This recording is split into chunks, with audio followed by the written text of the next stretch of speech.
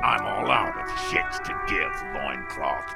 Welcome to the fucking reckoning. Put your damn gun down. People are gonna get hurt. We need to talk this through. All right? Shut up! You're not gonna talk yourself out of this, loincloth shit fuck. This is the mercenary at the gates. His chest rises and falls under the ceramic breastplate. His fingers reach for the butt of his sidearm. This is a misunderstanding. Nothing irreversible has happened yet. You can just return to your unit and forget all about this.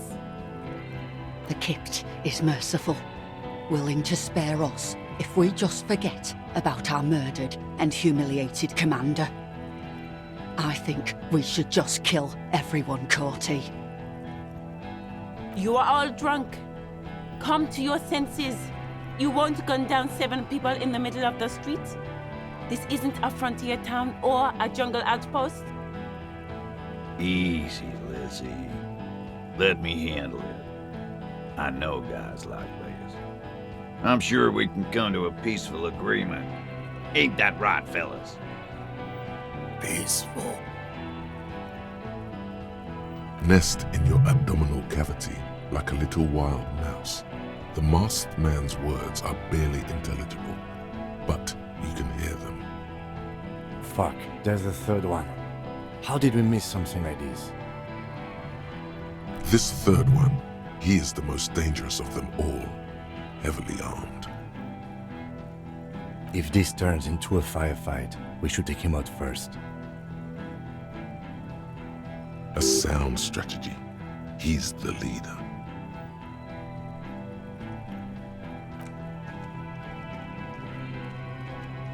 Get lost, comedian.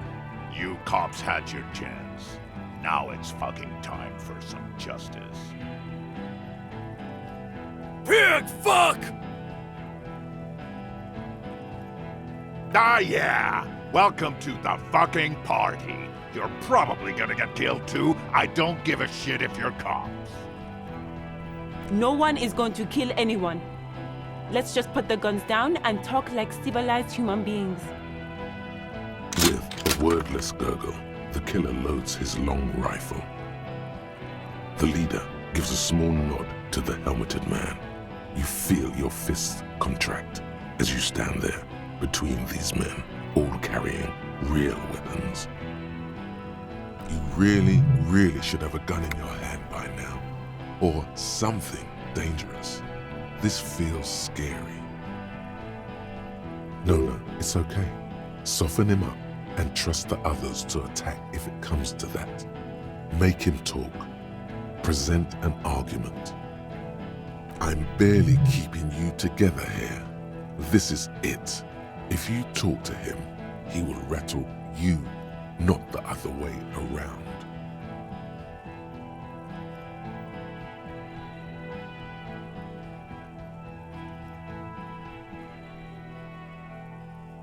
Rude. Rude is the killer.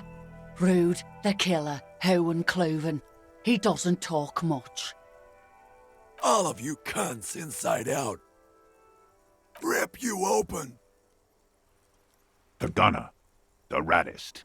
The killer. What do you think he does?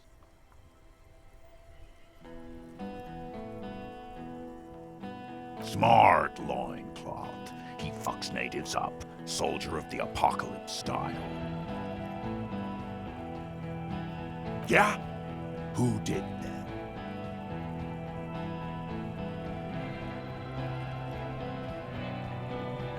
The bird.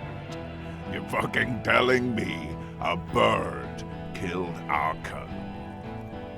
His fingers are twitching. That's a draw reflex. He's about to draw.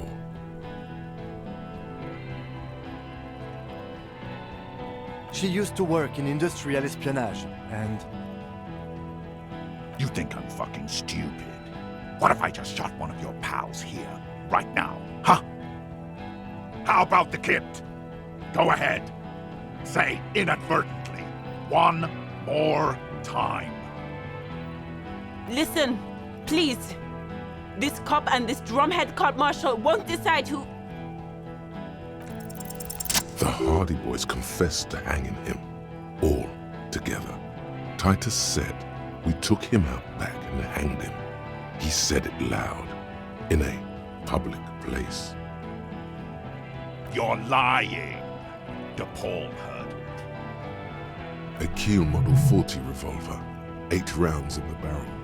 The gun slowly sways in his hand from the inebriation. He wasn't hanged. He was shot by someone in Martinez. They're helping us find the shooter. Fucking liars.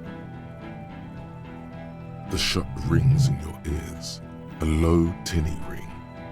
Then the Hardy Boys yell something. The young woman stands and looks behind her.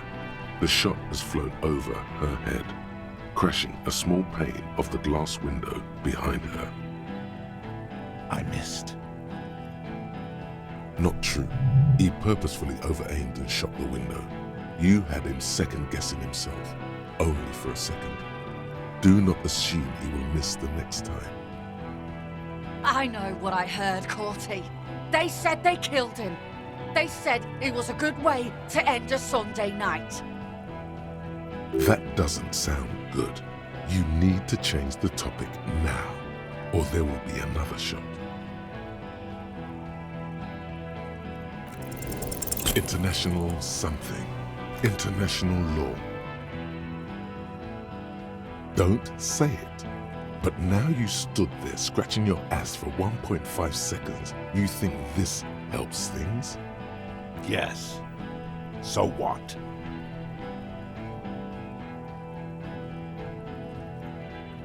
Nah. I'm clear as day. Fucking government-ordained super soldier. Enough already! What is this? We didn't come here to fucking chat!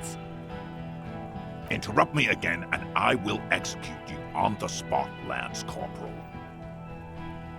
You think I care what that company cunt thinks?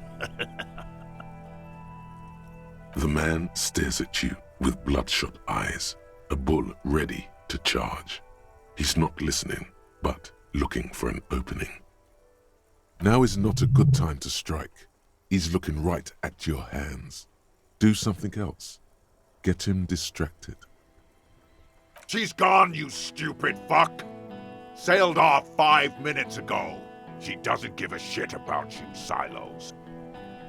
Stay cool! Don't do anything stupid! The company bitch is gone. Laylee's gone. Fuck are we still doing in this shithole?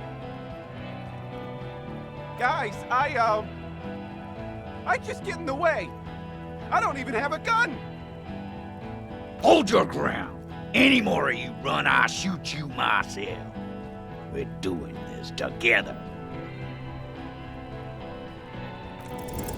Of course, nothing bad will happen.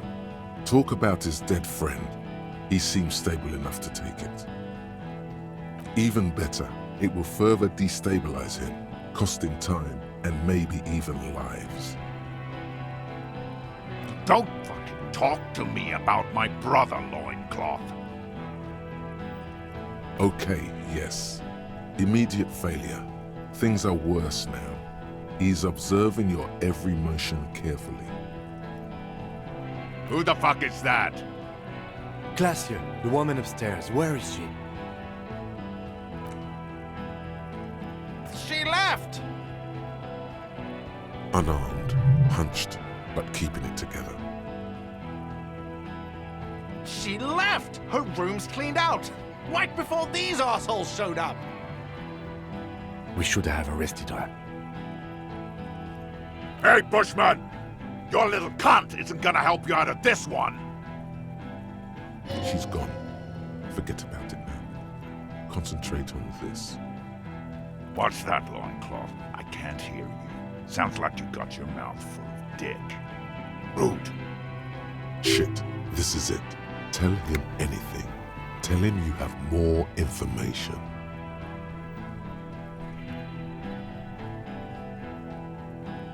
Rude. Kill him.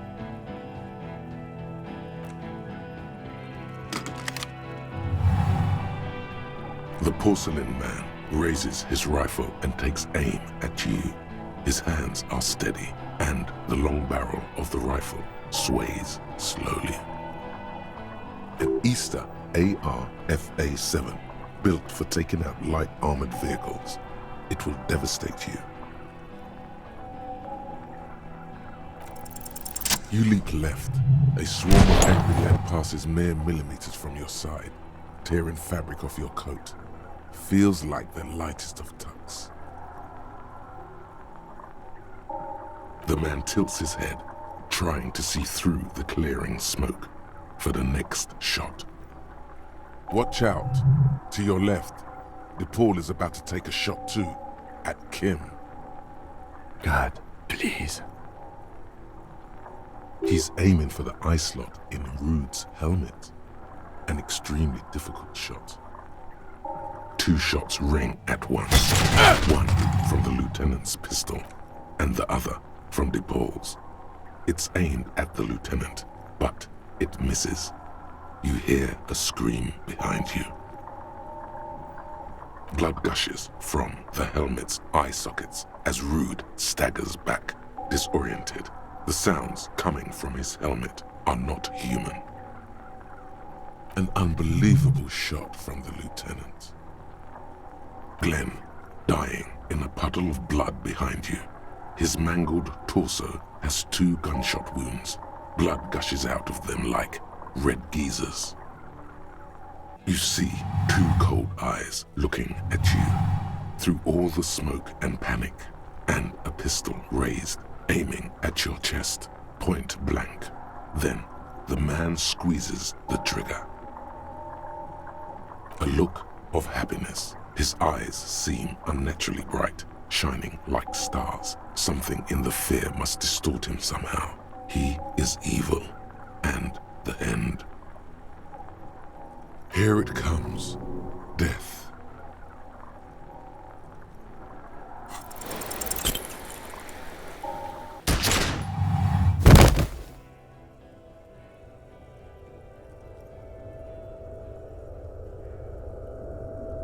You can't. There is no time. Something inside your pelvis explodes. Your entire lower body is on fire, and your legs can't support you. You fall down like a rag doll. The pain is too immense to scream. It pushes the air out of your lungs. Everything goes dark, a distant blur as you recede into it. The Hardy Boys are yelling. Someone is running, jumping over you. In the background you hear gunfire shatter glass, and then a man in pain. A familiar sound. It's Titus with a splat like meat. You hear bullets rip into him. His voice, still giving orders, grows fainter. A gurgle. Feels slick and warm with blood. The pain is too strong to know what has happened there. Even clutching to your consciousness takes everything you got. Most of what's down there. You can also feel the bone where the bullet went in. Something very sharp, like broken teeth under your fingers. Nothing. A persisting darkness. Dancing lights of pain. Distant shadows cast by them, like a hellish play. You're bleeding out.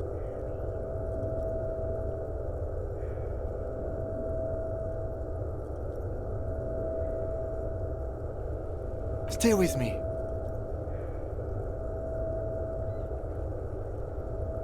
Yes, keep talking. You hear me? Stay awake. But you can't. It's so hard. Your eyelids grow heavy, and the sounds ever more distant. And a cold comes over you. The lieutenant, too, is somewhere far away. Almost a shadow towering. Someone stands there, raising his pistol at him. The lieutenant does not see it. He's pushing down on your wound with both hands. Scream immediately. He's gonna die. No, you scream. Behind you, from your bloody lips, your eyes are full of fear. There is no room for hesitation. The lieutenant turns around and fires, his body falling on yours in the course of the motion. You hear a roar of pain, a death scream. The sound disappears like someone pressed stop on the tape. The hulking figure too is gone, and so is Kim, and the whole world. This is death. One more door, baby. One more door. The fight? There is no fight. The fight is over. It was lost 1,000 years ago. You have laid here forever. Keep falling deeper. Take the door. He's not taking it. His body is not taking it. Oh God, no. He's not disintegrating. He's swelling up instead. Over the hours, hurting, moaning in his sleep, and rotting, and being disinfected, and smelling of drugs, and feeling saliva in his mouth, drifting in painkillers, thrashing in his wound sleep. He can't go, not before the case is solved. There is a radio in the distance, a radio of the world, playing sounds. Good morning, Elysium. Soon he will return to the world. Hours turn to days. Soon we will get up again and go through it again. Finally, we know what the infernal engine was outside. The clarion call. The engine of a Caprice Kinema. No, it was him. He is the infernal engine. Can't you see? He never stops. He only gets worse.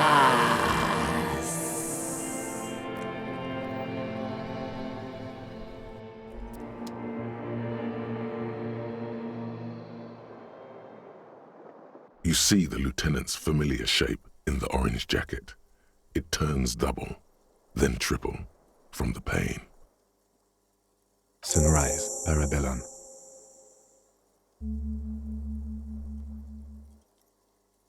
Yes, the joke wasn't funny anymore. I took it off. The close proximity of death must have made the lieutenant contemplate his life choices. He's done with the jacket. It's not ouch time yet. You just got the Dramamine pill an hour ago. Wait until it wears off. Dramamine? Then it's not that bad. Neither surgical nor organ damage bad, but still under the counter bad. Mr. Gart cleaned it. It took him an entire day. 2 days, in and out. You've been up enough to take Dramamine and curse, and drink water. Sunrise, Parabellum. Sunrise, prepare for war. It's an old revolutionary saying. The gates of the harbor are boarded up. The streets are a little more empty. Apocalyptic violence is yet to erupt, I am relieved to say. I think we may have held it off, for now. Barely. That's right. Ouch, indeed. What happened? We tried to take the diplomatic route and hoped they wouldn't attack first. They did. The major gave the command. As retaliation, their rifleman tried shooting you. He missed, or you dodged. Then I shot and wounded him, while Glenn took a bullet in the spine. It was meant for me. Glenn did not survive.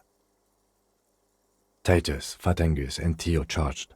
Angus and Theo died before they made it to intensive care. Titus died in a hospital. Yesterday. Alain and the young musician, I forget his name, they are all that's left. Yes.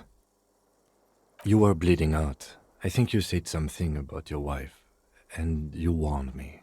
I was able to disarm the major before he got a jump on me. I was not able to kill him, as I should have. Cronel took him. A stray bullet killed the Pole, though. And that's what happened. Yes. This is the one. He's in a private hospital across the river. Cronel claimed him from the local butcher shop where Titus died. Turns out he's insured. We won't get to him anymore. The good news is he's not coming here either. I did some damage. 4. Glenn, Theo, Angus. The fat one. He took a lot of bullets. And Titus. All. Yes, officer. 7 people are dead. It's not a success. But what's done is done. The violence is cordoned off. The Hornets did not get into the beehive. The worst scenario has not materialized. Yet. And we are still alive. Both of us. He did not expect you both to survive once you stepped between those two armies. His smoking, his hunched back. You have it worse, but he took a real beating. That cigarette has medicinal purposes. Reasonably bad. You were shot in the left quadriceps. That's your thigh. The outer side, thankfully, no major arteries were nicked. The bullet was removed and a bacterial infection treated with mercurochrome. We will see. If it's possible, then by pure willpower alone, you are going to have to become a psycho-locomotor. Not very. I have a concussion from the major beating me with the butt of his gun. I tried to not move too much. Things would be worse if you didn't warn me. Thank you. I did not see him coming. Stupid of me. No. I called your station after the fight. The injury was logged in. They told me they've sent officers to join you on the site. I'm sure they're worried about you. I did. No need. Good. You'll need to be. Whatever that is.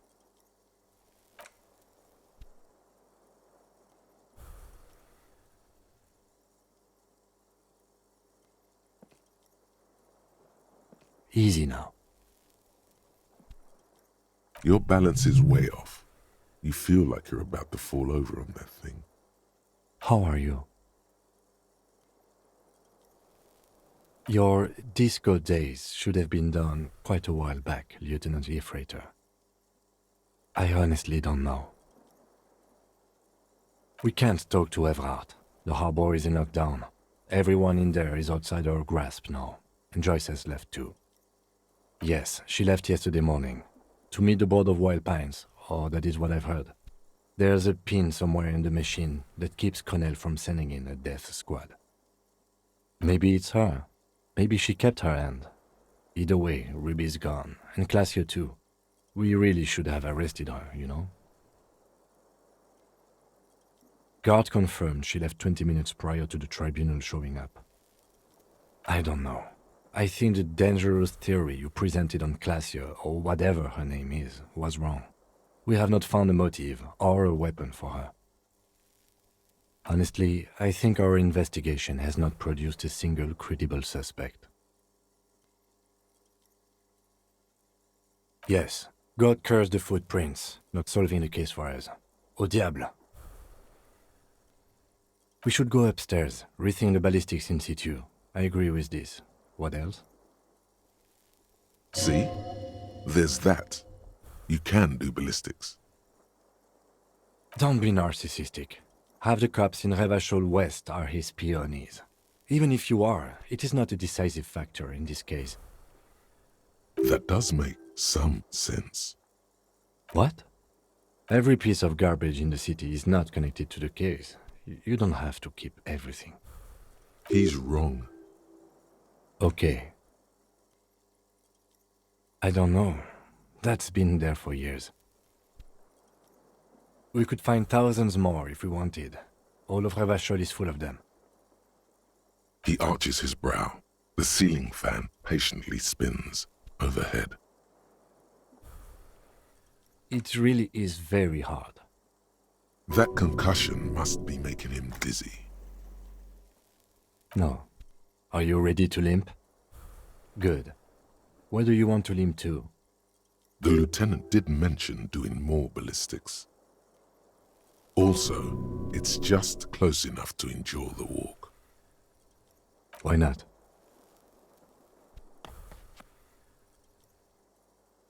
Another look at the window, perhaps? The one he was shot through. I don't know. I can't think of anything better.